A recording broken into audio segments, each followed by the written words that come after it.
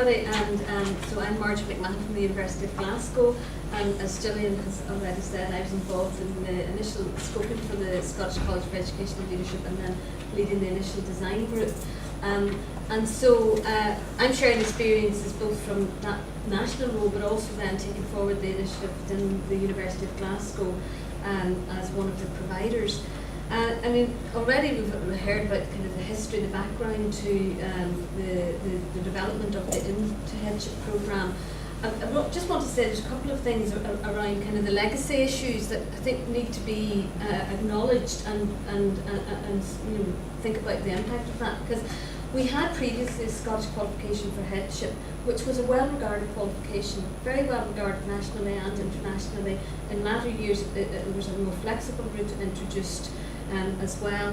But by the time we came to the recommendations, implementing the recommendations from Teaching Scotland's Future, and specifically around a new headship preparation programme, there was also recognition, and the Scottish Government commissioned a research study to look at this, that actually they had reached their shelf life, and that there needed to be a new and fresh and more flexible preparation for headship.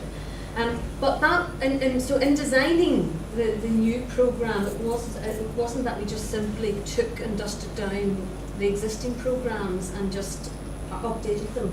It wasn't like that. It was actually, they were basically, you know, set aside. We didn't want to just tart up old folders. It was much more intensive than that, and we wanted to try and create a programme that was very futures orientated as well. That brought its challenges, but what we did have, which was an important legacy from the old SQH and from the flexible route, was really what we think is a sound model of professional learning that had been developed over the years, that had been had evolved from the research around head teacher preparation, what are the most effective forms of professional learning that can support that. And here I think we should acknowledge the work of Jenny Reeves and Christine Ford in particular, because they did their work over a long period of time. And that model of professional learning was based upon these 4 different dimensions. It generated from their own work around SQH, but also drew in international research. And that model of professional learning recommended that there should be an opportunity for reflection on practice, so that should be a key feature in the programme. There should be an opportunity for cognitive development, so building knowledge and skills and understanding. There should be an opportunity for experiential learning, so testing out new ideas and approaches. And that there should be a focus on the social processes of learning, so that collaborative learning was an important dimension of it.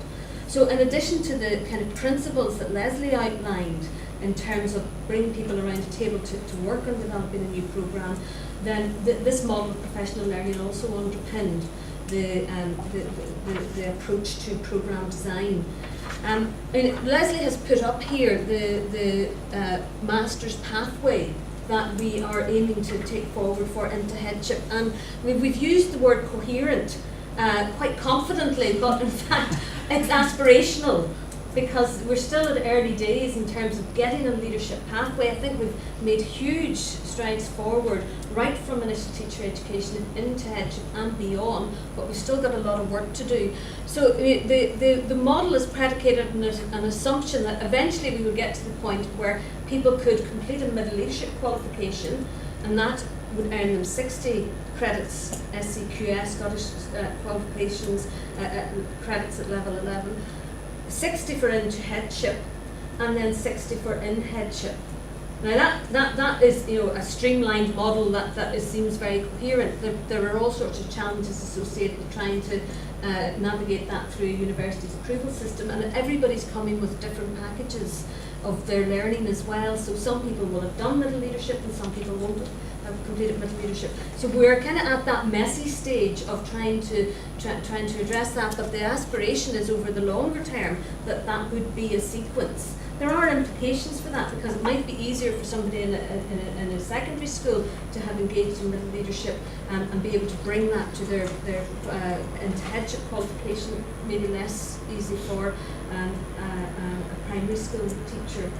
So there is, the aspiration is coherence, and we're working towards that, and I think we've come a long way. We've still got more to do.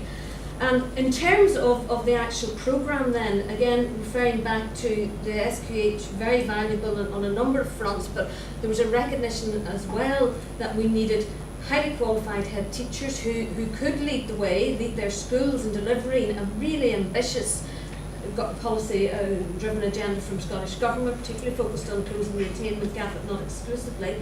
And so how can a programme actually support people to be able to take up that role almost immediately to get into post? And in the period of the time when the programme was introduced, that policy landscape shifted considerably and escalated considerably, and so it's an issue of pace as well. So when you referred to Leslie about it was a programme was focused on process rather than content, I would say, well, the content is still there, but actually it's designing a programme that is flexible enough, and through the learning outcomes to be able to be flexible enough to make those responses to government policy that shifts considerably over time. That was a challenge as well.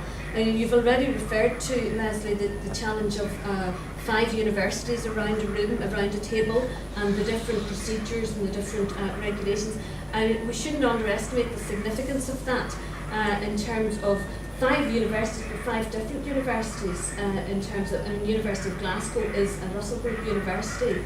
So the priorities for University of Glasgow are really around research income and research publications, and a recognition possibly driven by the announcements related to the forthcoming Research Excellence Framework around impact upon local communities. And so that's where we claim our space about working with head teachers and schools in their communities is an important part of the work of a university, and it's really important in terms of REF because that is impact in terms of working with that wider community. But it's not without its challenges. Other challenges that we've experienced, and David refers to the issue about fees, and that's correct. Universities are driven by the need to be, in the University of Glasgow, it should be full cost recovery. So, no subsidies. We get a very strong line. It's got, you've got to, that's the cost of a course. Lots of difficult negotiations around all of that, and the actual tension around setting the fee for Into Headship was prolonged and difficult, and because all of the providers had different fees. So we can say more about that. That was a real challenge. I think we need to revisit that, and we need to try and bring the cost down. I'll take that back. And the other issue, and I deliberately asked that the committee, knock this idea around. It's not an idea; it's a real challenge. This afternoon is in terms of legacy as well. One of the challenges, and I'm such a sad person, there's certain things keep me awake at night, and this is the one that keeps me awake. Well, 2 actually. One is, where's the next generation of teacher educators coming from? And where is the next generation of leadership educators coming from? Because if I think about the original group, actually, the original group that were involved in the design, for various reasons, many of those are no longer involved through retirement, sadly death in one case, and other people are redeployed to other duties and so on. So for me, that's a real issue, because we really need to think ahead to this. Often people end up in leadership education because they fall into it, or it's accidental, or they're the last person standing.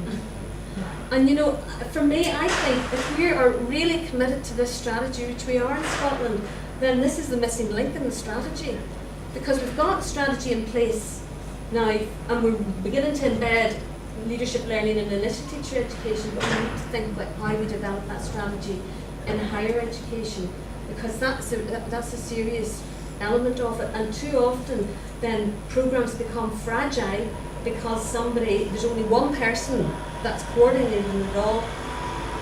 They become unwell, they leave, there's other issues, and then that begins to affect the programme. So that's an internal issue in terms of universities and how they value leadership preparation, but also I think it's a national issue as well, because there's, you know, it's not a case of, when we're very mindful about this, who's involved in leadership education and have they got the right experience? And we didn't have that at the University of Glasgow, but we constructed a model where we introduced a role of head teacher in residence. And our head teacher in residence is here today, and she'll say a little bit more about that role. But I think we need to be a bit more creative and a bit more imaginative about how we address that, you know, that perceived theory-practice gap. But actually in leadership education, it's really, this is for me the missing link in the strategy. So I'm going to stop there because I could just highlight. I've got the scars, I've got the wounds, I'm happy to share them and get some therapy, but I would just to finish, although it was, I would say it was a white knuckle ride, because that pace of development was really, really challenging. It took a lot of commitment to do it. It took a lot of commitment to get it through university approvals processes. We had to exercise what we call summer powers to do it. So it was a real challenge getting everything ready. And we were into the programme maybe about 6 or 7 months into the programme, and we started to notice people coming back to us saying, I've been for an interview and I've been appointed, or I've been for an interview, and you know what, the learning on the programme really made me more confident going into that. And so that started as a trickle, 1 or 2, and then it just started to happen persistently across the programme, and it continues. So there's something about what we've done that is right. It's not perfect, there's more work to be done, but that's what we're hearing back, that it is making a difference. Thank you very much, Margaret. Martin, questions?